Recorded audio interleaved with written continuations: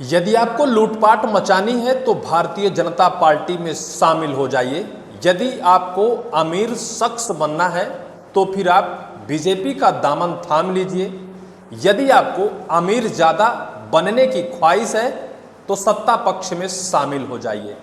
ऐसे ही मध्य प्रदेश के एक सबसे अमीर विधायक, मध्य प्रदेश के सबसे अमीर विधायक यानी धनाढ्य व्यक्ति, जिसके हेलीकॉप्टर से मध्य प्रदेश के मुख्यमंत्री और प्रधानमंत्री भी सफर करना अपनी खुशनसीबी समझते हों, ऐसे एक विधायक कांग्रेस से बीजेपी में शामिल हो गए और जमकर मध्य प्रदेश सरकार को चूना लगाया।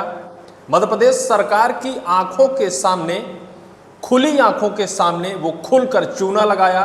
सरकार और सरकार के नुमाइंदे देखते रहे, किसी को चूं तक नहीं हुई, किसी ने उन पर हस्तक्षेप नहीं किया, रोकने का प्रयास नहीं किया।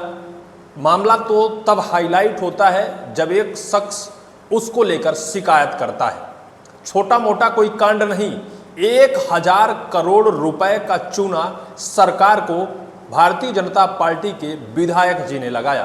पूर्व में वो शिवराज सरकार में कैबिनेट के मंत्री रहे हैं, उससे पहले वो कांग्रेस में रहे हैं, लेकिन कांग्रेस की सरकार दशकों से सत्ता से बाहर है। उन्हें भय था कि अगर हम कांग्रेस में ही रह गए और ऐसे भ्रष्टाचार और क्राइम करते रहे तो एक दिन फंस जाएंगे। अच्छा यही होगा हमारे लिए और हमारी कंपनियों के लिए कि हम बीजेपी में शामिल हो जाएं।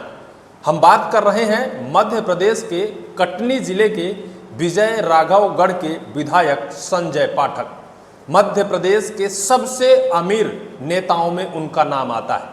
अगर आप गूगल पर उनका नाम डालो तो सबसे अमीर नेता, उनके घरों पर हेलीकॉप्टर, हवाई जहाज, बहुत सारी ऐसी चीज़ें हैं जिन्हें देखकर, सुनकर, जानकर, उनकी संपत्ति के बारे में जानकर आप भी हैरत में पड़ जाएंगे। लेकिन उन्होंने ये सारी संपत्ति अर्जित कैसे की है? क्या सत्ता पक्ष का फायदा उठाकर और सरकार की ही आंखों में चूना लगाकर यह सारी चीज़ें अर्जित की है? आज इस पूरे मामले का खुलासा हम कर देंगे। कैसे विधानसभा में प्रश्न लगाया गया और उस प्रश्न के बाद मोहन सरकार ने कैसे मजबूरी में अपने ही विधायक को आरोपी घोषित कर दिया, कैसे बता दिया कि हाँ, निश्चित तौर पर बीजेपी के एक विधायक ने हमारी सरकार को 1000 करोड़ रुपए का चूना लगाया है। इसको लेकर जांच चल रही है, जांच उपरांत इसकी वसूली भी की जाएगी। मोहन सरकार ने स्वयं विधानसभा में जवाब प्रस्तुत करते हुए कहा है। सवाल तो हमारा ये है कि आम जनमानस में 1000 करोड़ रुपए नहीं, 1000 रुपए भी सरकार को चूना लगा दिया जाए, तत्काल ही उसकी वसूली हो जाएगी, सलाखों के पीछे पहुंच जाएगा। बहुत सारे उसकी इंडस्ट्री, फैक्ट्री, गाड़ी, बंगले सब जब्त हो जाएंगे, बहुत सारा उसका नुकसान किया जाएगा सरकार के द्वारा।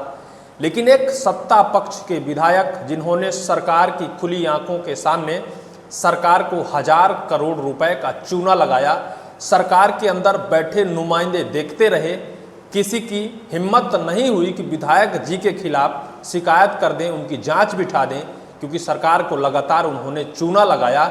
हम बात कर रहे हैं राजस्व खनिज विभाग से संबंधित यह मामला है। अगर राजस्व खनिज विभाग की बात करें तो कहीं भी कोई शख्स अगर थोड़ा बहुत खनिज की संपदा अगर खनिज कर लेता है, तुरंत उसकी गाड़ियां जब्त कर ली जाती हैं, उसके ऊपर अच्छा खासा जुर्माना लगा दिया जाता है। लेकिन विधायक जी हैं भाई, सत्ता पक्ष के विधायक हैं, वो लगातार खनिज संपदा को नुकसान पहुंचा रहे थे और लिमिट से ज़्यादा खनिज कर रहे थे। खनिज संपदा जिसे राजस्व की खनिज कहते हैं, जो लिमिट था उससे कई गुना उन्होंने वहाँ खनिज की और सरकार को इसकी भनक थी, जानकारी थी, क्योंकि राजस्व विभाग में एसडीएम साहब होते हैं, जिले के कलेक्टर साहब होते हैं, इनकी निगरानी में राजस्व जिम्मेदारी होती है। लेकिन किसी ने इसकी भनक नहीं, किसी को शायद भनक भी थी तो किसी की हिमाकत नहीं थी कि इतने अमीर विधायक के बारे में हम जांच बिठा दें, उनके काम को रोक दें, उनकी कंपनियों का काम प्रभावित हो, ना कलेक्टर में ना एसडीएम में। लेकिन एक शख्स हैं जिन्होंने इसको लेकर बाकायदा लिखित पत्र सरकार को दिया था, ईओडब्ल्यू से शिकायत की थी, जिसके बाद इस पूरे मामले पर जांच हुई। जांच के बाद अब कार्यवाही प्रक्रियाधीन है, ऐसा मंत्री जी का कहना है, राजस्व मंत्री जी का। अब आपको हम इस पूरे मसले के बारे में बताते हैं।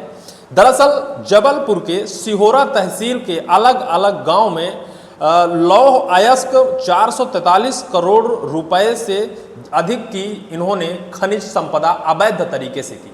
सरकार की आंखों में धूल झोंककर 443 करोड़ रुपए से अधिक की अवैध खनिज संपदा को इन्होंने खनिज कर लिया। इनको पता था कि मैं गलत कर रहा हूं, लेकिन तब भी शायद इनको ये दम था, इनके अंदर गुरूर था कि हमारी सरकार है भाई, कहाँ कोई इसके बारे में शिकायत कर सकता है या फिर कहाँ कोई इसकी जानकारी दे सकता है। इसकी शिकायत वहाँ के एक स्थानीय जिनका नाम आशुतोष मनु दीक्षित है, इन्होंने की थी। बाकायदा लिखित ईओडब्ल्यू को एक पत्र दिया था, मध्य प्रदेश सरकार को भी इन्होंने इसको लेकर पत्र दिया था कि सरकार के विधायक सत्ता में बैठकर और उसका दुरुपयोग कर रहे हैं, सरकार की नज़रों के सामने धूल झोंकने का काम कर रहे हैं।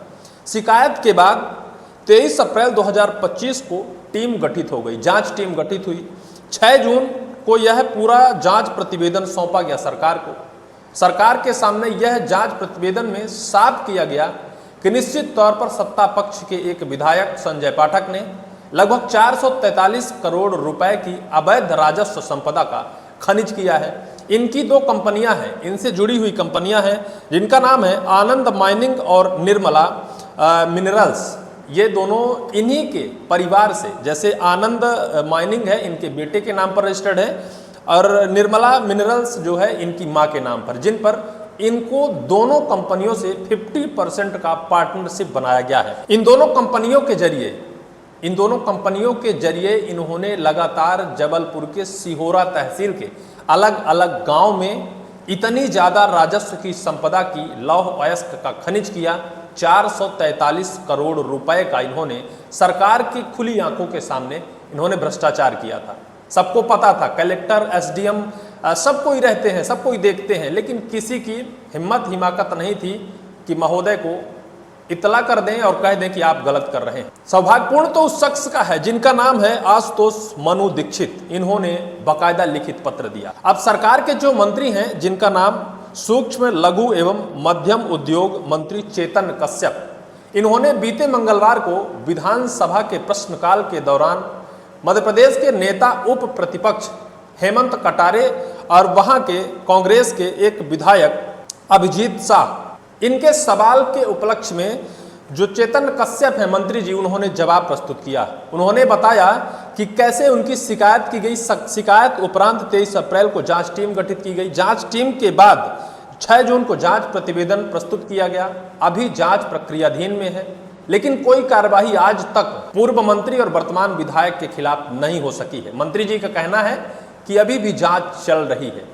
1000 करोड़ रुपए का जुर्माना उनके ऊपर लगने का एक आरोप लगाया गया है। बताया गया कि 443 करोड़ रुपए जो मूल रूप है, लेकिन इस पर जीएसटी ब्याज सहित मिलाकर 1000 करोड़ रुपए का सरकार को इन्होंने जुर्माना या फिर सरकार को इन्होंने चूना लगाया है।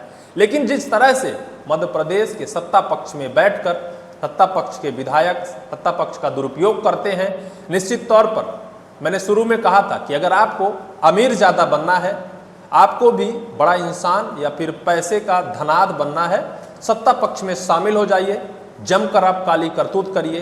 कोई ना आपको देखने वाला है, ना कोई आपको सुनने वाला, ना तो कोई आपके ऊपर उंगली उठाने वाला है। ऐसा मेरा मानना इस वजह से है कि जिस तरह से संजय पाठक ने अपनी सरकार के सामने ही अपनी सरकार को चूना लगाया, अगर शिकायत ना हो तो सरकार की मजाल कि संजय पाठक के ऊपर जुर्माना ठोक दे या फिर उनके खिलाफ कोई बड़ी कार्रवाई कर दे। इस पूरे मामले को लेकर आपकी क्या राय है, कमेंट सेक्शन पर जरूर लिखिएगा।